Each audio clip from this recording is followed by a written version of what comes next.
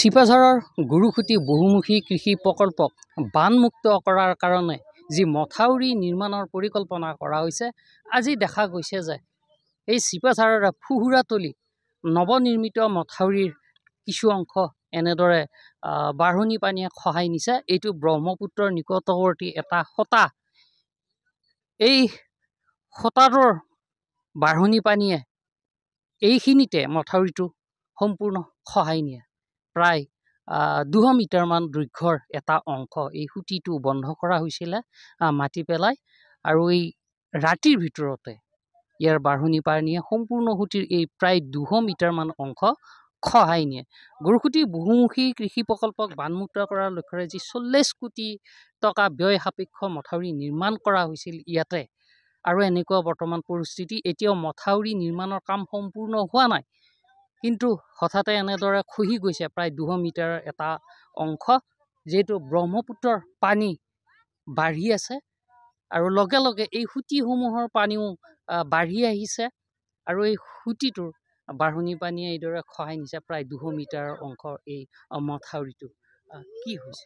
হয়, এতিয়া আমি গম পোৱা মতে ইয়াতে মানে হয়তো চুইচ গেট এখন হোৱাৰ কথা আছিলে নেকি, কিন্তু হয়তো মানে বাৰিষা অহাৰ কাৰণে তেওঁলোকে সেইটো কাম কৰিব নোৱাৰিলে। হয়তো এইটো মানে সাধাৰণভাৱে মানে বালি মাটিৰে বান্ধি থৈ দিলে, যাৰ ফলত নেকি আজি এইটো ঘটনা হ'ব পাৰে। আৰু এইটো ঘটনাৰ ফলত গুৰুখুটি যিটো বহুমুখী কৃষি প্ৰকল্প আছে তাত বিস্তৰ এটা ক্ষতি সাধনৰ আমি এটা আশংকা কৰিছোঁ।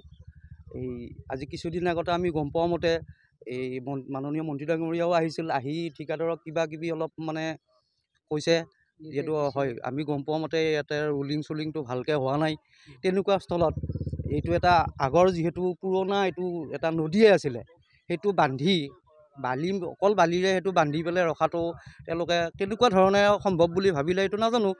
আজি যিহেতু এই ঘটনাটো হ'ল, যদি ইয়াতে অন্ততঃ জিঅ' বেগো দিলে হয় তেওঁলোকে, সেইটো হয়তো আজি এই ঘটনাটো হ'ব নোৱাৰিলেহেঁতেন। দেখা গৈছে গোটেই মথাউৰিটো বৰষুণৰ পানীয়ে খহাই নিছে, যিহেতু এয়া বালি মাটিৰে বন্ধা এটা। হয়, এইটো বালি মাটিয়ে। ইয়াতে যিহেতু ওচৰে পাজৰে টান মাটি তেনেকুৱা নাই, যিহেতু সেই আগৰ পুৰণা নদীৰে পৰাই বালিৰে হেৰি কৰি। কিমান দীঘল বাৰু মথাউৰিটোৰ পৰা কাপোৰপুৰীলৈ? অনুমানিক 11 কিলোমিটাৰমান হ'ব চাগে।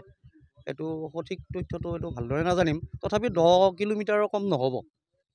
যিটো আমাৰ ধলপুৰ দেৱালয় সংযোগ কৰি, হয়, এইটো কাপোৰপুৰীৰ পৰা আপটো আমাৰ হেৰিলৈকে, হয়, গোটেই 10-11 কিলোমিটাৰ হৈ যাব। এক বৃহৎ ক্ষতি আচলতে। হয়, বহুমুখী কৃষি প্ৰকল্পৰ প্ৰতি এটা ভাবুকি আহি পৰিছে, কাৰণ আমি গম পোৱা মতে প্ৰকল্পত বৰ্তমানো বহু ধৰণৰ খেতি বাতি হৈ আছে, সম্ভাৱনা আছে, প্ৰচুৰ পৰিমাণে আছে।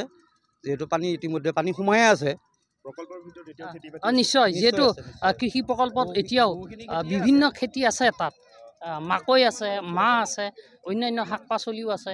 এই যি বাঢ়নি পানী যদি ব্ৰহ্মপুত্ৰ বাঢ়ি আহে, প্ৰবল বেগত বাঢ়ি আহে, তেনেহ'লে গুৰুখুটি কৃষি প্ৰকল্পৰ ক্ষতি হ'ব, খেতিপথাৰত পানী উঠিব।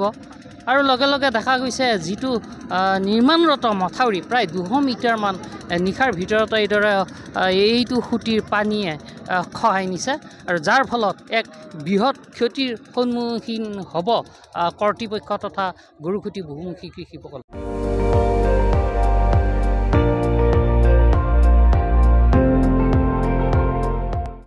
আপুনি চাই আছে ND24, সৰ্বশ্ৰেষ্ঠ নহয়, সৰ্বোত্তমৰ দৌৰ।